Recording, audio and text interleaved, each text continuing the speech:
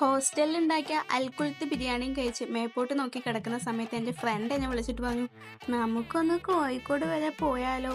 എന്തിനാണ് ഈ നട്ടപ്പാതി വെയിലത്ത് കോഴിക്കോട് കെട്ടിയെടുക്കുന്നത്? അവിടെ എന്ത് തേങ്ങ ഉള്ളതെന്ന് ഞാൻ ചോദിച്ചു. ഓള് പറഞ്ഞു, നമ്മുടെ ട്രിപ്പാണ് 2 ദിവസം കഴിഞ്ഞാൽ, നമുക്ക് എന്തെങ്കിലും സാധനങ്ങളൊക്കെ വാങ്ങണ്ട്, ഒന്ന് പോയി വരാം. അവള് പറഞ്ഞതിലും കാര്യമില്ലാതില്ല. എസ്.എം. സ്ട്രീറ്റിൽ പോയി തെണ്ടിയാൽ ആവശ്യമുള്ള എന്തെങ്കിലും കിട്ടാണ്ടിരിക്കില്ല എന്ന് ഞങ്ങൾക്കറിയാം. അതുകൊണ്ട് കിട്ടിയൊരു കുപ്പായും ഒരു ജീൻസും എടുത്തിട്ട് ഞാൻ റെഡിയാവാൻ വേണ്ടിയിരുന്നു. എങ്ക പോയാലും സ്കിൻ കെയർ മുഖ്യം ബിഗില് എന്നാണ് എന്നെ പഠിപ്പിച്ചേക്കുന്നത്. ആര്? ഞാൻ തന്നെ പഠിപ്പിച്ചേക്കുന്നത്. അല്ലെങ്കിൽ ഈ നട്ടപ്പായ വെയിലത്ത് പുറത്തിറങ്ങിയാൽ ടാൻ അടിക്കാണ്ടിരിക്കുമെന്നില്ല. ഗോവയിൽ പോയി കുറേ എനിക്ക് ടാൻ അടിക്കാന്നുള്ളതാ. അതുകൊണ്ട് ഞാൻ ആവേശത്തിലധികം സൺസ്ക്രീനും കാര്യങ്ങൾ പൊത്തി. പല്ലുമേൽ പറ്റിയ ലിപ്സ്റ്റിക്കൊക്കെ പതുക്കെ കൈവച്ച് തുടച്ചു കളഞ്ഞു. ഇല്ലെങ്കിൽ ആരെങ്കിലും വിചാരിച്ചു ഞാൻ വ്യക്തിയെ ചവിച്ച് നടക്കുന്ന കുട്ടിയാണെന്ന്. എന്നെ പോലെ കേളി ഹെയർ ഉള്ളവർക്ക് ഏറ്റവും ബുദ്ധിമുട്ടുള്ള കാര്യമാണ് എങ്ങനെ മുടി സ്റ്റൈൽ ചെയ്യും എന്നത്.